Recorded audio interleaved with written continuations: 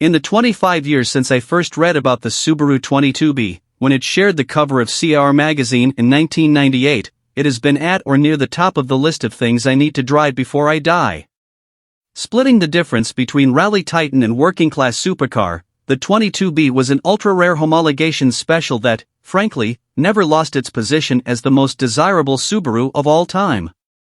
3 laps into sampling Prodrive's modern reboot of the icon, however, and I'm starting to wonder if this P25 might be more than a pretender to that throne. Bodied largely in carbon fiber, with an exotically hand-built engine, fast twitch reflexes, and a bad attitude, this is a sequel that could outshine the original. Prodrive has already sold the tiny production run of P25 models, so I can't grouse too much about a limited engagement around one tightly wound track at the Millbrook Proving Grounds. In fact, the car I'm driving is a development prototype, not a customer car. That, at least, takes some of the pressure off pushing as hard as I dare in a rally car that costs about $600,000 once you factor in its exchange rate from pounds sterling. It doesn't take long to start to get the gist of this machine, anyway. Tucked under the P25's carbon fiber hood is a heavily modified version of the Subaru EJ25 turbocharged 2.5-liter Boxer 4. The power plant has been upgraded in almost every conceivable way: rods, pistons, cam, cylinder head, injectors, intake, exhaust. You name it, to make a total of 444 horsepower and 487 pound-feet of torque. Upon ignition, all of that hard work comes to life with a deafening crack and snarl through an Akrapovic exhaust. The 22B's manual gearbox has been replaced by a thoroughly modern, and slightly intimidating, automated manual transmission.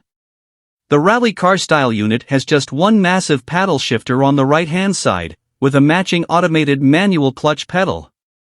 The clutch is electronically actuated, and needs only to be used when putting the car in first gear or reverse. The paddle shifter, meanwhile, is dead simple, requiring a pull towards the driver to upshift and a push away to downshift. As long as I'm rolling, there's no issue here, but I do manage to engage the anti-stall feature by forgetting the vestigial clutch pedal when stopping in the pits. The exotic transmission isn't there to compliment me as a driver, of course, just to crack off shifts as quickly as possible at speed. It's a feature I really appreciate the first time I drop the throttle to the floor and watch the touch spin to life at an unbelievably rapid rate. The closely stacked gears crack off like rifle shots as I finish my recon lap of the shorty handling track and start to explore the P25's acceleration in earnest.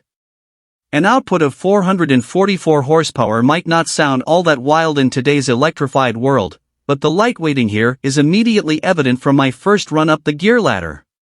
The claimed 0 to 60 time of about 2.8 seconds is totally believable, especially considering the featherweight 2,535 curb weight. More impressive still is the way this short wheelbase machine changes direction. I'm not sure that I've ever driven anything with quicker steering response. At our pre-drive briefing, rally champion Mark Higgins told us, "You don't really drive it through the corners, you think it," an idea that's gleefully hammered home the first time I touched the tiller. The very smallest input is rewarded with an immediate course correction, a kind of reaction time so instantaneous that it's almost scary, until one reconfigures their senses around it. And make no mistake, if you're lucky enough to drive a P25, your senses will be fully engaged. Feedback is immediate and everywhere, at race car levels.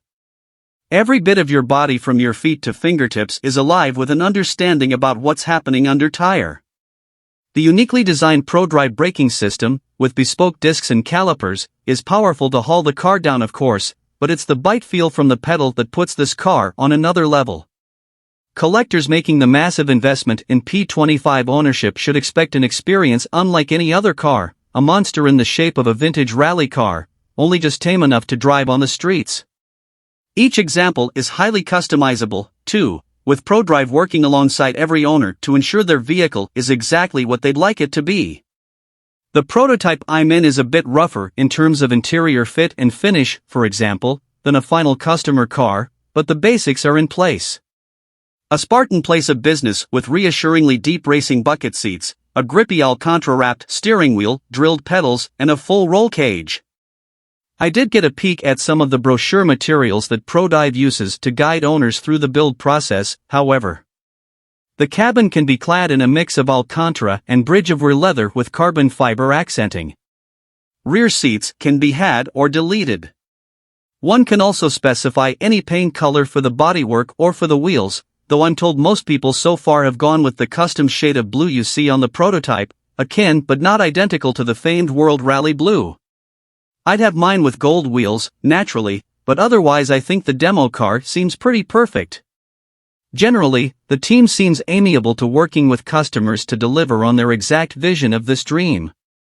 $500,000 buys one a lot of flexibility, I suppose. In any case, the great all-around visibility and shapes of the original Subaru interior and iconic help to pay off the P25's vintage vibes. By the time you read this, hell, even before I wrote it, the entire allocation of 25 Prodrive P25s will have been spoken for.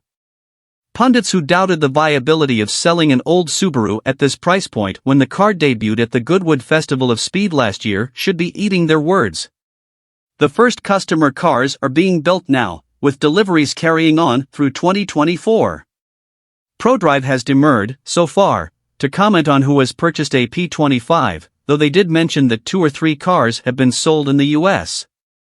Should any of those owners read this review, hit me up. I'd love to buy you lunch in exchange for a few more miles behind the wheel of this very special car. I can bet that those folks wealthy and lucky enough to put a P25 in their garage either has a 22B, or, like me, has been waiting a quarter century for the privilege of getting close.